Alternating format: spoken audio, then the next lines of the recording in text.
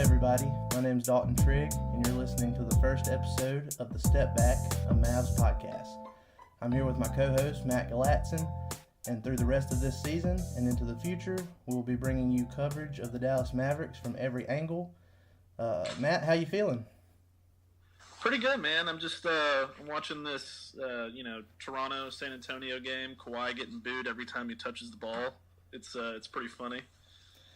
Yeah, the Mavs are only 2.5 games back of that 8th seed, so yeah, any other Western Conference team playing an Eastern Conference team, you're rooting hard for the East there, because any loss like that, really helps the Mavs going forward. They got that big win over Charlotte the other night. You got to win those games, so it's good to see Western Conference opponents lose to Eastern Conference opponents. Yeah, man, and plus, it's really easy to hate San Antonio, so, Well, for those of you that don't know, you can find me on Twitter at Dalton_Trigg. You can find Matt at Matt. You can go ahead and tell them that, because I don't know how to spell your last name still. No, it's totally understandable. At Matt Galatzan, MattGalatzan.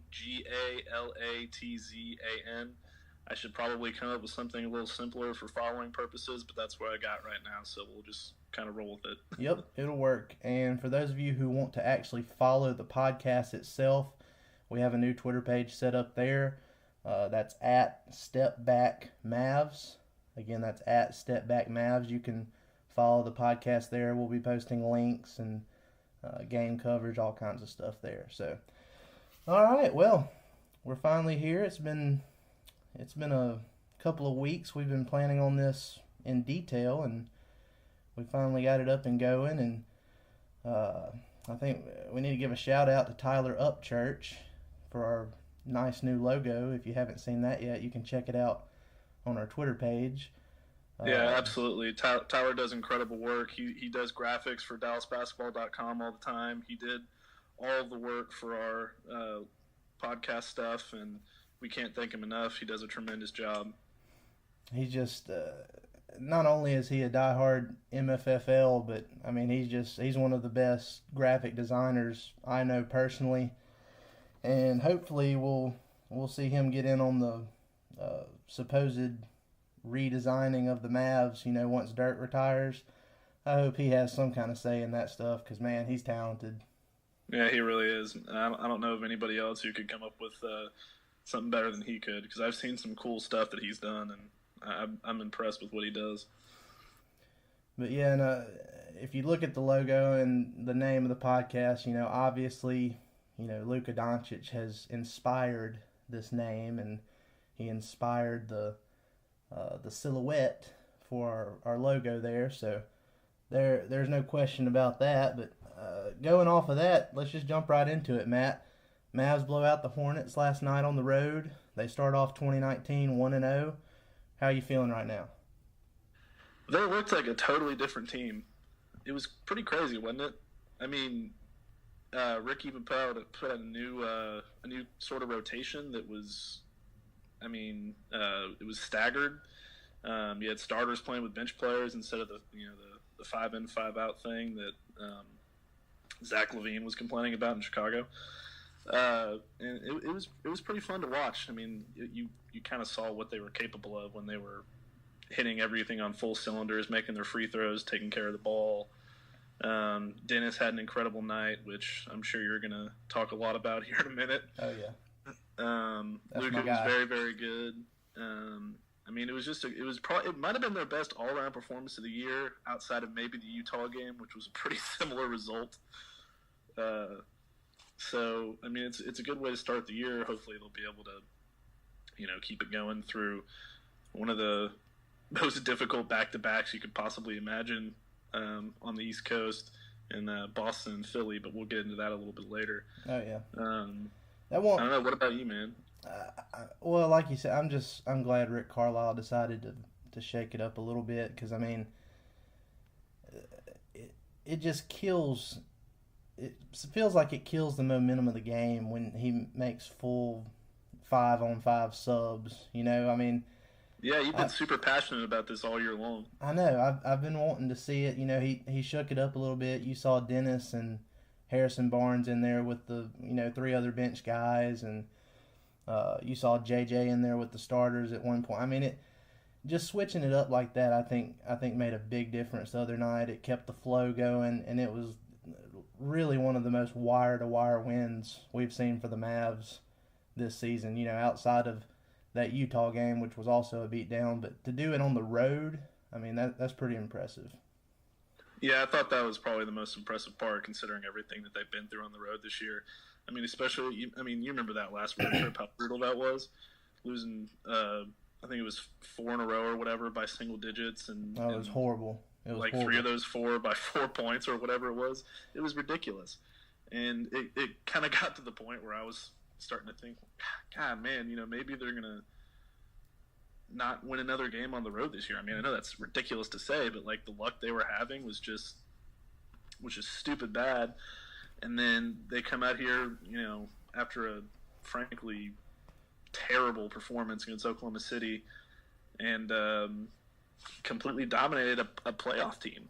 Well, and I know everybody was discouraged by that recent 0-4 road trip, but you know, if you go back and you watch those games and you look at how many free throws they missed on average and what the average margin of loss was there, you know, that they were right there in every one of those games. They could have won every single one of those games had they just hit a couple free throws or done this better, done that better. So you kind of got the feeling that they were going to eventually figure it out. Now, I didn't expect them to go into Charlotte and win by 40, but you know, you could just but still, you could just kind of tell, like, okay, maybe they finally figured it out. Maybe that's all they needed was a few, you know, rotation tweaks. We'll find out soon enough when they go to Boston tomorrow. So, yeah. Well, the other thing about, I mean, if they were going to steal a game on the road during this trip, which, I mean, a trip with Oklahoma City, Charlotte, Boston, and Philly is ridiculous in itself. But if there's one team you're going to steal it from, it had to be Charlotte, because they say they're inconsistent is being generous. I mean, if Kemba's having an off night, they are an absolute dumpster fire.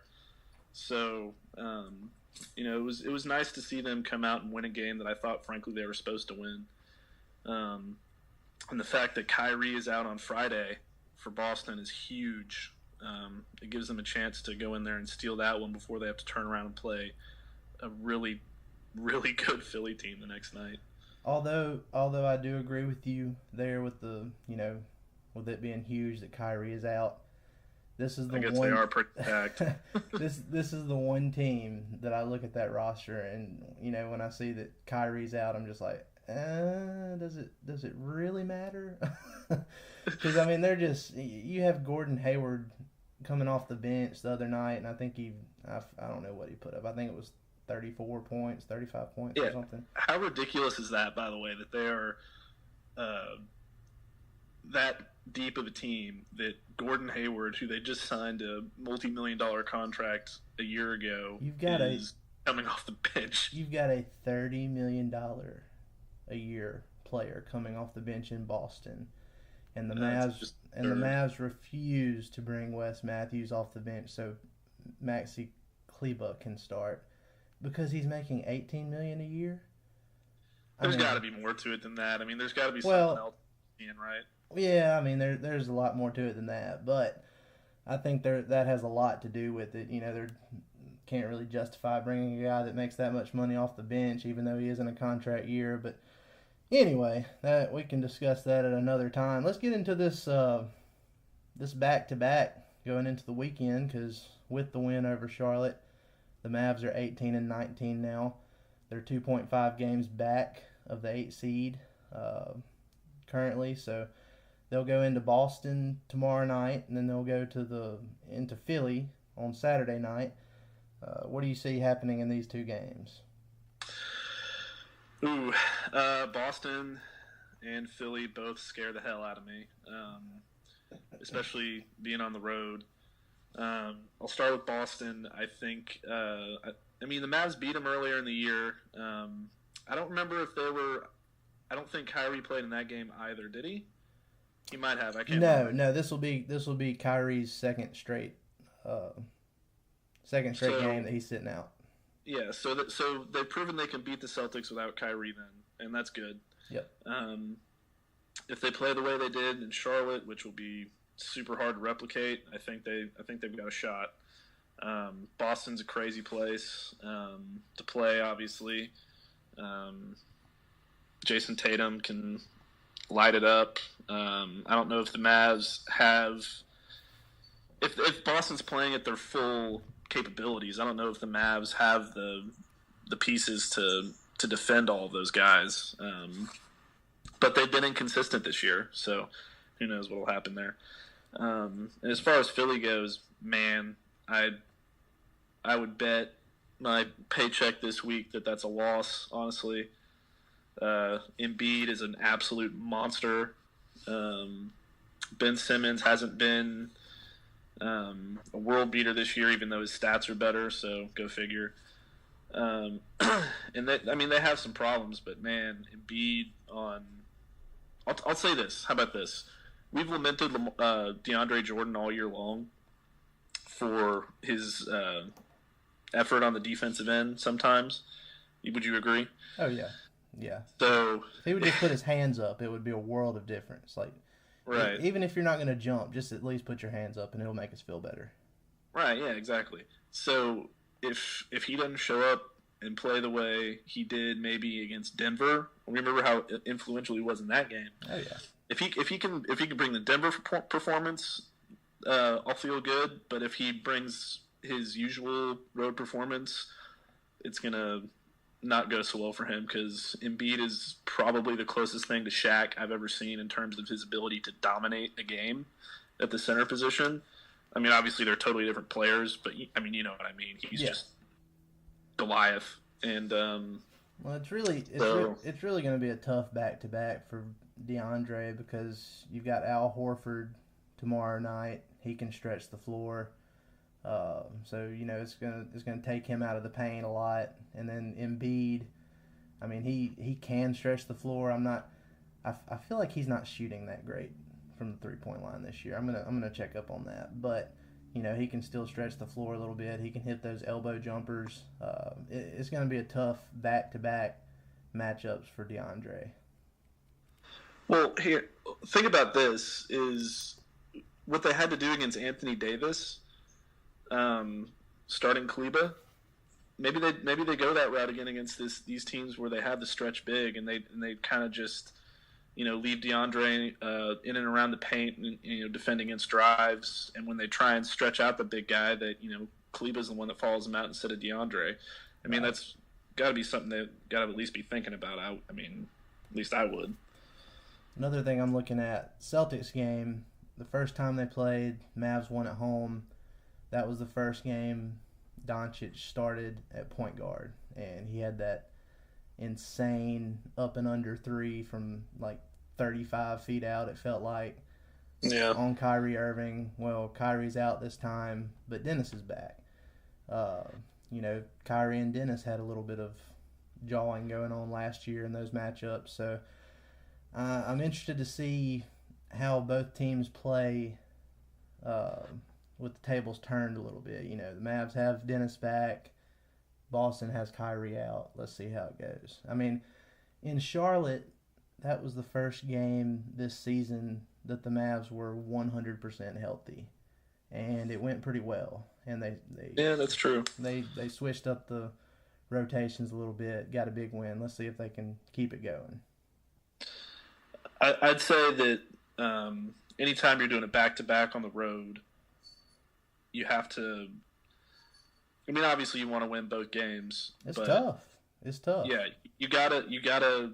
I think if it's me and it's an 82-game season, I'm going all in on the first game, and I'm trying, especially with Kyrie out, I'm trying to win that game like it's my last game, and then whatever happens in Philly happens. If you carry momentum over, great. But I think Boston is the one you've got to really, really try to get here.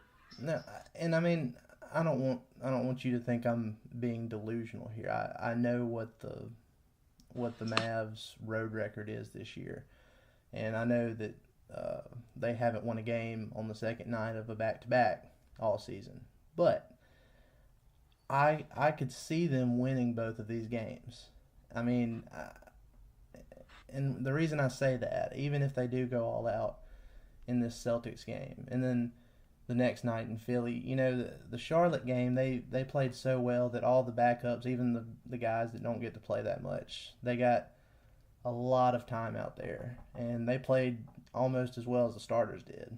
So I think if it comes to the end of the bench guys getting extended minutes on the second night of a back-to-back this time, I really think they have a chance to win both of these games. Yeah, that's the one good thing about this team that they have kind of an advantage over a lot of other teams is, Jalen Brunson is really good, and he's sitting there at the end of the bench is basically a break glass in case of emergency type guy right now since Dennis is back. And then, they've got a couple other guys down there, and Measuring and whatever, who they can play in key minutes to get some guys some rest if they need to, and that's big. I also think it's big that, Dennis only played 22 minutes against Charlotte. Luka played less than 30 minutes, so, that'll help their energy levels going forward, too. So, I don't know. We'll see how it goes. I think the more winnable of the two is, even though Boston, I think, is the better team, I think the more winnable of the two is going to be Boston. I would agree with that, especially since, like I said, they haven't won one game on the second night of a back-to-back. So, yeah, I can. That's tough to do anyway. But when you're bad on the road and you haven't done it all, you haven't done the second night of a back-to-back all year long, I wouldn't put money on it. Yeah. Okay. Well, even though they almost did it on their last road trip, they were so damn close. They were very close. Wasn't meant to be. That, I don't know. They'll eventually get one. I really think it'll be this weekend. If not, it won't be the first time I was wrong. Fair. All right. Let's jump into some Mavs trade talk because, the closer we get to the trade deadline, the more, rumors that are going to come out. There's already some out there. What do you feel about this Mavs trade talk? The most recent one that I can think of that might have, some actual legitimacy behind it is the Otto Porter one. What do you think about that? Okay, so my whole thing with the Mavs and the trade talk is when the Mavs drafted Luka, Rick Carlisle said, I'm paraphrasing here, I think, it was a few months ago, but he basically said the rebuild is done, right? Correct. So that means they're going to go for the playoffs no matter what the cost. They're going to be buyers. So they're going to be buyers. And I think they've got pieces to make a move, especially with John Wall having, quote-unquote, foot, ankle surgery, whatever the hell it was. And, Washington's going to be a major seller. So I could see them doing the Otto Porter thing. Obviously, it's not you or I's preference from that team, but we'll get into that in a minute. Yeah, the thing with Porter... Otto's a good fit, though. Yeah, the thing with Porter, I've seen a lot of people reacting to that rumor that the Mavs are interested in trading for Porter. But the people I'm talking about, they're saying they're almost freaking out because of his contract. But from my point of view, he is a perfect fit, and I don't think he's being utilized correctly in Washington. I think you take him out of Washington, you put him on the Mavs with Rick Carlisle. I think he's a much better fit, and I think he ends up having, much better overall statistics there too. He's an incredible three-point shooter. So, even if all he does is just spot up and shoot threes, that's really what you want from Otto Porter Jr. That's what he's best at. Well, yeah. I know he's not the same player. But when they traded for Doug McDermott last year, that was another guy who had been used completely the wrong way. And if you can say anything about Rick Carlisle, it's that he gets the most out of the players that he plays with. He uses them the right way. Now, he hasn't always had the most to work with, but when he had the right collection of guys to work with, he took them to a championship because he knows how to use them. So if he got his hands on Otto Porter, I think it would be great. Now, who do they move for him? My preference would be Wes, and I guess you'd have to have Dwight Powell in there or a couple other pieces to match the salaries up. And if you want to throw him a second-round pick or two, sure, that'd be great. Well, I mean, theoretically, you could do an even swap too. You could go Otto Porter straight for Harrison Barnes, but I think that'd be more of a lateral move. Because I mean, Barnes, he's shooting lights out from 3-point range this year. I don't want to do that. Yeah, he's been incredible. So, I mean, he's got tunnel vision sometimes when he goes to the rim. Don't get me wrong, he's a great player. He's been a great player for the Mavs. He's shooting the three well. He's playing good defense, but Harrison Barnes just doesn't really know how to pass. But that's okay. See, that's what I'm saying though. Otto Porter, he doesn't pass the ball either. So. Yeah, well, but I think it would be okay if, I mean, let's face it, Wesley Matthews doesn't exactly pass either. No. But so if you had a starting five of Dennis, Luka, Otto, Harrison, and DeAndre, I mean that's three guys in the meat of that lineup that can go, that are basically interchangeable with whatever you want to do on offense. You know what I mean? It's three big bodies, and Otto and Harrison can defend multiple positions. I mean, obviously Luka's not a great defender, but you see where I'm going with this. Oh, yeah. That's the kind of team, size wise and length wise, that can match up with teams like Golden State. I mean, if you have to switch Harrison Barnes and Otto on, say you're playing Golden State, like Golden State gets the 1 seed and Mavs get the 8 seed. We're looking way far ahead here, but go with me here.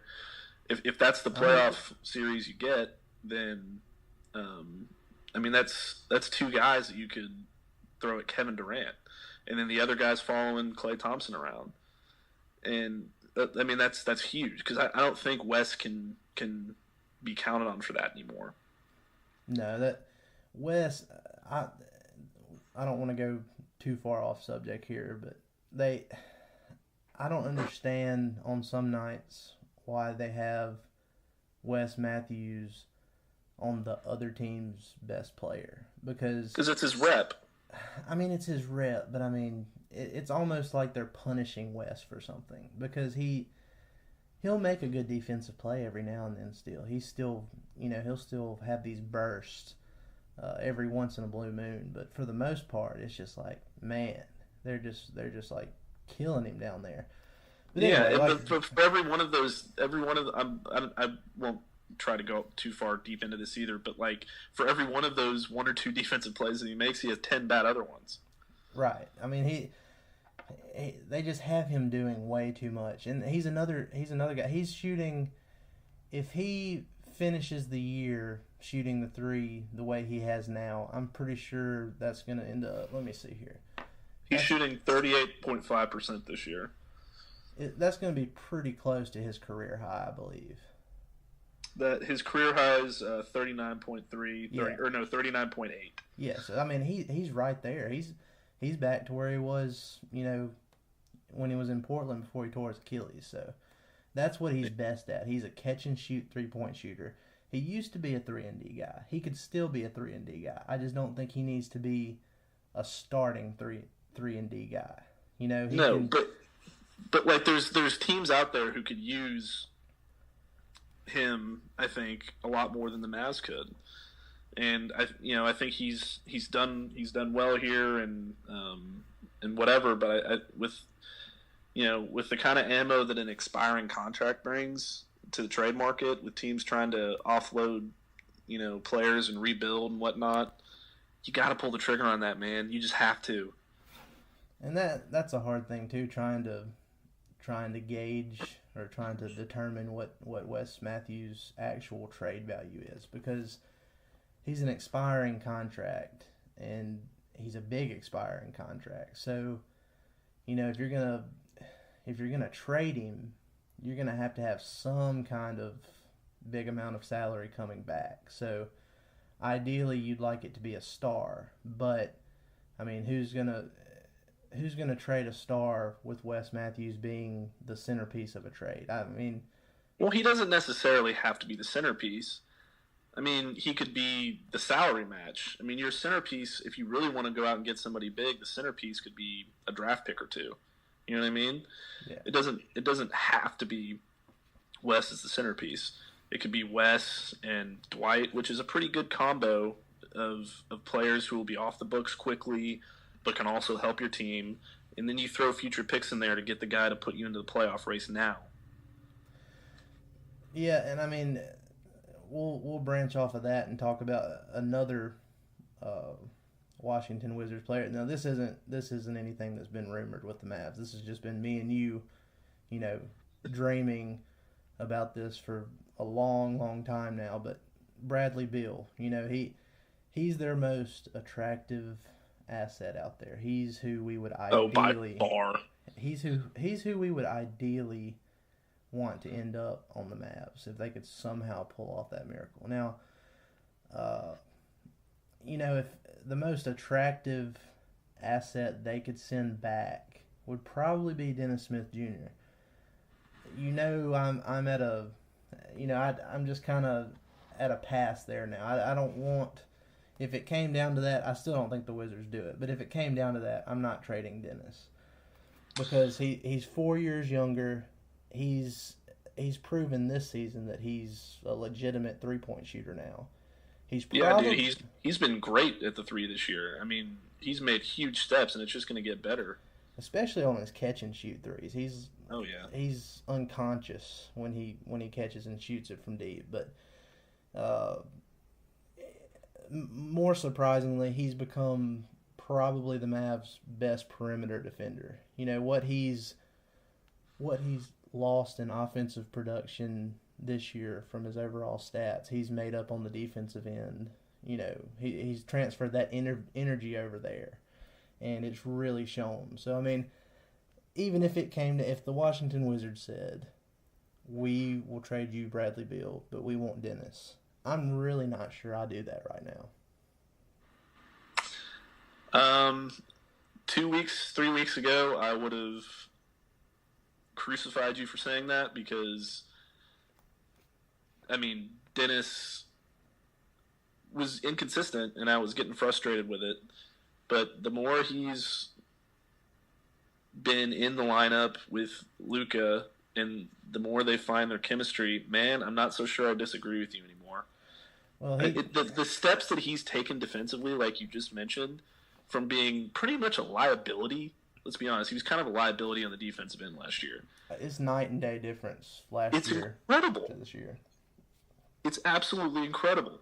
Like, he's won two games because of his defense on the perimeter at the end against two really damn good players. And he's not a long athlete. He's got incredible otherworldly athleticism, but he's got an average wingspan. He's got smaller hands. So I mean, he's not the prototype player you'd think of being a defensive stopper, but that otherworldly athleticism I mentioned, he's been able to channel that and turn himself into a good defensive player. Yeah, and he did that against guys, despite having the size disadvantage, that athleticism. He did it against guys like Paul George, who's 6'9", and Tobias Harris, who's like 6'7" or 6'8", I think. And it was over. Ball game. Yeah, I mean, dude, it was incredible. I gained so much respect for Dennis over the last, couple weeks watching him play than I ever could have imagined. Just because, I always respected him, but you know what I mean. Like, yeah. The defensive improvements he's made. He should be up for most improved player. He shouldn't win it, but he should be up for league's most improved player just based on what he's doing on defense. I don't disagree with that. I don't know how much consideration he would actually get for that. But I do agree, if they dug into it far enough, I think that he should definitely be considered there. But I mean, last year everybody was talking about his athleticism, and he was dunking the ball or attempting to dunk the ball. Even if he missed, everybody was ooh like look at what Dennis almost did. Well, this year, I'm more impressed with how he's doing it on defense now. That, to me, that's more exciting than watching him do a tomahawk dunk off of a fast break. Oh yeah, I totally agree. It's what he does right now is invaluable. It really is. He's doing what they're paying Wes to do. And some of the flack he's been getting the last few weeks, I think a lot of that comes from him trying to play through that wrist sprain that he had, because that stretch of games where he'd miss a game and then he'd come back and then he'd fall on his wrist again and re-aggravate that, and he just had a bad stretch of games there, and I think that's when everybody started to really pour it on. Yeah, and I think one of the big criticisms of Dennis also is that he doesn't really always necessarily know where he's going with the ball, or sometimes he seems a little bit out of control and he's just like frantically trying to make a play and like can't do it. Right, driving without a purpose. Yeah, and I think in the last couple of games he's kind of reeled that in, and he's kind of, since he's come back from his injury, it kind of gave him a chance to kind of sit back a little bit and reflect and be like, all right, I've got other playmakers out there. I've got Luka. I've got, Harrison, who can make his own shot. These guys can get open, and I don't have to do everything. Because last year, he had to do everything for the offense, pretty much. And now that he's got Luka in his corner, they can play really well off of each other. And I think he's starting to figure that out. Yeah, and, I have never been more optimistic about Luka and Dennis playing well together and being, a good fit together than I have in these past few games. And it started with their game in New Orleans that I got to witness in person. And let me tell, even though they didn't win that game, when Dennis was with Luka on the 3-point line and he faked out, I forgot who it was on, but he faked out somebody, cut to the rim, Luka hit him with that pass, and he just completely ended Julius Randle. I think he was on. I think it was Holiday that was guarding him. Okay, well, whoever it was, he completely separated himself from him, and then he ended Randle. But from the sound of the Pelicans fans in that building, you would have thought the game ended right there. I thought it ended. That's why I was so upset at the final score. I was like, man, I thought it ended a while ago. But ever since that game when he came back, they've just been playing so well together, in my opinion. And he's not forcing it as much. He still has some bad turnovers every now and then, but I think they're figuring it out. Well, here's my thing about the Oklahoma City one. And you're right, they've been playing super well together since then, but it didn't go well in Oklahoma City. No. But that didn't bother me, because they put, it's kind of like how I feel this next back-to-back might go, but like they put so much into coming back and winning that first game against OKC, and then we were down there for the press conference, and we went into the locker room and we interviewed DeAndre, and then they were literally, as soon as he got done talking to us, he went and got on the plane and they flew to Oklahoma City. Yeah. So it's like, well, and they didn't have a lot of energy that night, and so you can't really fault them for not putting in the same effort, and it just wasn't that big of a deal to me.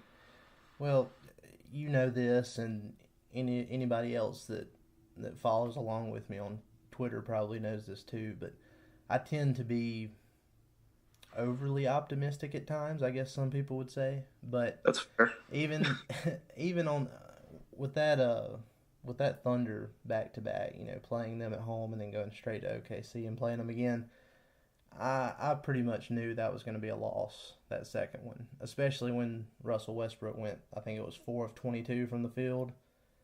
In that first game. He hadn't been playing well this year, but you knew he wasn't going to put those numbers up again. I mean, we got mad Russ that second time. I pretty much figured that one was a loss, but they bounced back well, and hopefully they'll come through with 2 wins this weekend, like I think will happen, but we'll see. Just to touch on one more thing, I don't know how much you read into it. I know we talked about it a little bit earlier today, but supposedly the asking price for Bradley Beal, this is from Rod Beard on Twitter, but it says, I've heard that the market for Bradley Beal could be something like 2 first-rounders, a young asset, and another player. And he said that's just the ante, just to get put to admin assistant to put the call through. So the way he worded that, me and you earlier today, we started thinking like I wonder if there's any way the Mavs could get in on this without including Dennis. What are your thoughts on that? So I think it can be done. It depends. I mean, obviously it's going to be a long shot because there's other teams that have better young assets. Yep. But, I mean, if you say you put Wes in there and you put Jalen Brunson in there, you put the first 2 first-round picks, maybe you can convince them to kind of consider that more by taking on another one of their contracts and, say, taking on Mahimi and putting in a player like Dwight Powell or whatever else you have to do to match it. And it's a long shot, but I think it's a possibility because Jalen Brunson's proven himself to be a reliable backup point guard. And I don't know that, there's going to be another young asset out there that they can get that has the same kind of intangibles right now that Brunson has. Here's the thing with the Bradley Beal stuff. Judging by what they think the market for him is, I don't think it's impossible that the Mavs can get involved there. But, I mean, you got to just think, like, if they say Washington wants 2 first-round picks, the Mavs are giving their pick to the Hawks this year. I mean, unless they miss the playoffs and they just get extremely lucky in the lottery, that pick's going to Atlanta. So you would have to trade, I think, it would have to be a conditional pick. Assuming Atlanta gets this year's, it would have to be a 2021 pick at the earliest. And then you give another, think about where the Mavs are probably going to be by 2021 and further. Those picks probably aren't going to be very good. So, I mean, unless the Wizards are just absolutely in love with a player like Harrison Barnes or, somebody not named Dennis, because like I said, I do not want to include him in any trades, but I don't know if it can happen. It's a slim possibility, but without Dennis, it's going to be way harder. But I'm not saying it can't because crazier things have happened. I'm just not sure it will. But the Mavs have pulled off some trades, so they have some good, some bad, but mostly bad recently. But we won't mention some. The most recent one was great, the draft night trade. So. That is true. Maybe we bucked a trend there. Maybe that helped give them some new lottery juju going into next year, and if they miss the playoffs, they'll get the number 1 pick and draft Zion. Well, speaking of that last trade that they made on draft night, it's turned out pretty good because the early returns for the All-Star voting, which is, it can be kind of deceptive, because fans vote and everything, but Luka Doncic was only behind LeBron James in the Western Frontcourt players list. So that's pretty insane. He is, not only is he good, and do I think he's, worthy of making the All-Star game this year, but he's insanely popular around the league already too. No, yeah, I mean it's crazy that he has more votes than Kevin Durant. I mean, Kevin Durant's not exactly a likable guy, but like. But he's Kevin Durant. I know. You figure people would just pencil him in, and obviously there's some other weird big numbers in there. Like, I mean, I think Derrick Rose has been very good this year, but for him to have that many votes is kind of stupid. Yeah. But I mean, can you really name? I mean, how many front court players are there? 7? I believe so. 7 or 8? I mean, can you really name 7 or 8 guys in the front court who are better and more deserving than Luka right now? I don't think I can. I can't either. And technically, I guess you could put him in the backcourt conversation too. I mean, I can't name 15 better players in the Western Conference right now that deserve to be an All-Star more than Luka. Yeah, in the West, he was second behind LeBron for front court players, but the top 4 in the West went LeBron, Steph, Derrick Rose, and then Luka. So he was 4th overall in the West in votes with the first. Yeah, and I think those numbers will kind of even themselves out a little bit. Now that's not to say I don't think Luka's going to make the All-Star team or anything like that, but like. I mean, let's look at it. I don't see Karl Anthony Towns on there. He should probably be on there. Jokic should be higher. Kuzma's on there, so that's weird. Like Laker fans they're something, man. Yeah, Lonzo's on there too. Devin Booker hasn't really played that much this year, has he? I mean, well, he's been out with injury and everything, and I mean he's been good when he has played. But I mean, look at the Suns' record. I mean, well, yeah. So I mean, I think these numbers are going to even themselves out. But to have almost 600,000 votes on where's De'Aaron Fox? Last place guy, yeah, he should be in there too. Dude's been incredible this year. Yeah, but to have almost 600,000 votes on like the last place guy in the conference, yeah, I mean, how is he not going to get in? Well, I mean, what I think is going to happen is Luka's going to continue to get a ton of votes, and I don't think he's going to make it as a starter, but, depending on who gets the starting positions on the West, I really think he has a legitimate chance to be picked by the coaches as a reserve, and that's going to be incredible because no 19-year-old has ever made the All-Star game before. Yeah, and are they doing the same thing this year with the captains? Yes, it's going to be televised this year.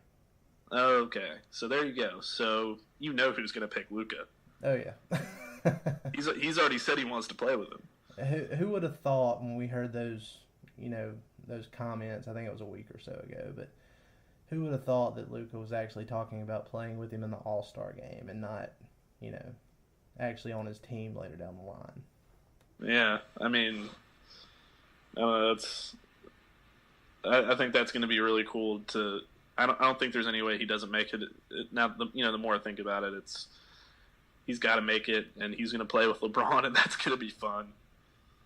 I mean, just looking at his stats, and not just his stats too, but just like he's been incredible in the clutch too. He's second or third in clutch points this year, or clutch percentage, that is. I think he's behind Oladipo, and let me see here. I can't say. I know he's behind Oladipo. He may be second, but anyway. No, he's been great. I've heard the numbers. He's been great in clutch. I mean, you can't deny it. Another thing, we're gonna branch off of that and go to this here, but most recent thing with Luka is the Mavs supposedly attempting to trademark the Matador, which they're trying to push as his nickname, which I don't really have a problem with the Matador. I get it, showmanship. He plays with the bull and then, he does his thing, but what do you think? Do you think people are making a bigger deal out of this than what it is, the Mavs trying to trademark their own player's nickname? I don't know, man. I don't really see the point. Like, I don't know that there's. Is there any Mavs fans that are going to call him the Matador? Well, look, here's the thing. I don't mind the nickname, but I don't care about it enough to care that the Mavs are trademarking it or attempting to trademark it, because everybody's going to call him Luka anyway. So yeah, I mean, Dirk's the one that said it best. Like I'm not going to be going to AAC, going to the gift shop, the fan shop, and see a T-shirt with the Matador on it and be like, oh yeah, I got to buy that. Yeah, but like Dirk's the one that said it, man. Like, he's already known by Luka. You say Luka, at least in the United States, and everybody already knows pretty much who you're talking about. Dude, I tweeted this out over the holiday break, but I had family members asking me about Luka, and these are family members that don't even really pay that much attention to NBA basketball. And I was just like, wow. He's already got people that don't even hardly watch, asking me about it because they know I cover the Mavs. Oh, yeah, man. I mean, I was down in Houston for New Year's, and I met some people, and I told them what my job was. And they were like, oh, you mean you get to watch that new Slovenian kid? And I was like, you don't even watch the Mavericks. Like, yes, that is what I get to do. I get to do that every single night, and it's amazing. And there's not one time when I've even thought about him in conjunction with the Matador as being a thing. Well, literally the only time I ever even think about it is when somebody posts it on Twitter. That is the only time I ever think about it. Yeah, it's almost like it's used more internally with them, with the players and the coaching staff, than it is anywhere else. I remember when people tried to force the Slim Reaper on KD, and he wasn't having it. And if you look back on that, it's really dumb because nobody calls him that. It's KD. I mean, that's just how it is. Nicknames have to be they have to be organic. Like, you don't name, if you get a dog, this is a kind of a dumb analogy, but like if you get a dog, you almost can't name it before you get it because you have to see what its personality is. You have to see what it's going to be like. Right. And it's the same with coming up with a nickname for an NBA player. Like, you can't just call him the Matador and try and force it on people because, frankly, it doesn't make sense to me. Like, calling him the Matador and expecting everybody to immediately go, oh, because he played in Spain, is just kind of dumb. I can see it now. 20 years down the road, we'll go to basketballreference.com, and they have, all these player nicknames listed under the player overview page, and he'll have the Matador listed there that was hardly ever used, just like how on Dirk's page it says the German race car. Oh, yeah. And, like, what do we call Dirk? The big German. Or we just call him Dirk. Right. Like, come on. Well, but, if that's what they want to do, that's what they want to do. Might as well get it in case it takes off, I guess. Well, he's Luka to me, and he will continue to be Luka for the foreseeable future. But, yeah. All right, well, we'll close with this one. Just looking ahead at the schedule next week, the Mavs on Monday, this is obviously after the back-to-back this weekend, but Monday they're back home. They play the Lakers. The Lakers are 21-17. They've lost some games with LeBron out. He's got a groin injury. I'd be willing to bet a certain amount of money that LeBron comes back for that Mavs game. It might not happen, but I just feel like it's going to happen. I feel like that always happens. Wednesday, they play Phoenix, which, they're 9-30, but we know how the Mavs play against Phoenix lately. And then Friday, they play at Minnesota. They're 17-21. So that is a very winnable 3-game stretch, especially if LeBron misses that Monday game. So where are you feeling with that? Okay, I think they can beat the Lakers whether or not LeBron plays because they should have beaten them twice already. They should have, but man, every time LeBron is actually playing against the Mavs, I just have this weird feeling like it's just. I said can, I didn't say will. Right? Yeah, I mean, I get this feeling like, man, he still holds a grudge over 2011. He's just not gonna lose to us. Yeah, and we don't. I mean, if they keep putting Wes on him, it's gonna end very poorly. See, that's what I'm saying. Like they can't do that. Yeah, they did that, and then I got yelled at on Twitter when I said that they were going to do that by people saying they weren't because they couldn't possibly be that dumb, and they did it anyway. But I don't want to hear that they can beat Phoenix until they at least lose to Phoenix by less than double digits. No, that's what the craziest thing is. I look at that schedule next week, and to me, that's the hardest one out of all three. I know, and it's so stupid. I mean, they don't have Ariza anymore, which we were one of the last teams that played them with Ariza, and he played really well in that game. And Jamal Crawford killed us, and he's been playing like crap ever since. But like, I don't know, man. There's just something about them. Maybe it was flying to Phoenix, and maybe there's something weird about Phoenix for this team, and that playing him in Dallas would be better. But that's the worst team in the NBA, and they've beaten them by gotten beat by them by double digits twice. That is so bad. I get it. In Minnesota, as far as Minnesota goes, I mean, I have no idea what to expect out of that game because Dallas hasn't seen him since they traded Jimmy Butler. Jimmy didn't play in that game. They played him earlier this year, but they didn't have the same pieces and all that. So that's kind of a toss up for me. Well, if you look at the the games this weekend, and if they're able to pull off a 2-0, or 3-0 road trip because they just beat Charlotte, if they can win those two this weekend, and then if they can, let's just for fun, let's say that they win all their games next week.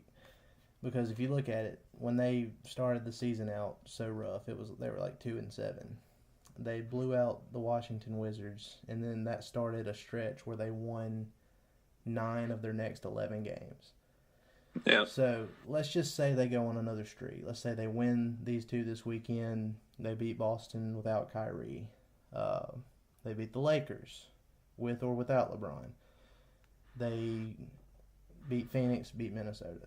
Then you're looking at them being right there in that seventh or eighth spot in the West again. So, I mean, the West is crazy this year. It's up and down, but, they're still right there. They're one more, pretty decent size winning streak away from being right there.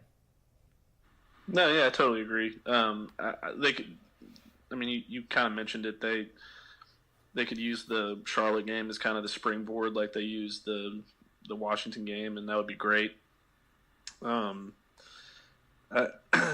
If they just take one of two this weekend, I think that's still huge. I think they have to get at least one of those, and then that schedule next week, it on paper is totally winnable, even though they haven't won a game against LA or Phoenix this year, which should be punishable by death. But I mean, I don't know, man. We'll see. I think that maybe they finally figured something out with that rotation they put out against Charlotte. So I think they have too. I'm ready to see it in action tomorrow. Yeah, I think it'll be interesting to see it against a team that has more depth. Because Charlotte is pretty much a one-man show, so it'll be a different test, but I think it'll be a good test. All right, man. Well, I think that does it for our first ever episode of the Step Back. So we got one under our belt. Yeah, I feel good about it too, man. That was fun. I just want to ask people to please subscribe and rate us on iTunes and anywhere else that you listen to your podcasts, and tell your friends and family and anybody else who's interested in Mavs basketball. We're going to try and do our best for y'all as often as we can. So we appreciate all the listeners we can possibly get. Very, very well said. And also I want to add, if you have any questions for either one of us. You know, our DMs are open on Twitter. Again, it's at StepBackMavs. You can send questions. Yeah, not my personal DMs. I don't want you creeps sliding into my personals. But at Step Back Mavs, please send us questions. We'd love to do some Q&A shows. That would be a lot of fun. Yeah, well, sounds good. Well, Matt, we're going to have a good weekend, hopefully, and we'll get back at it next week, see how they do on this upcoming stretch. Sounds good to me, man. Appreciate y'all for listening.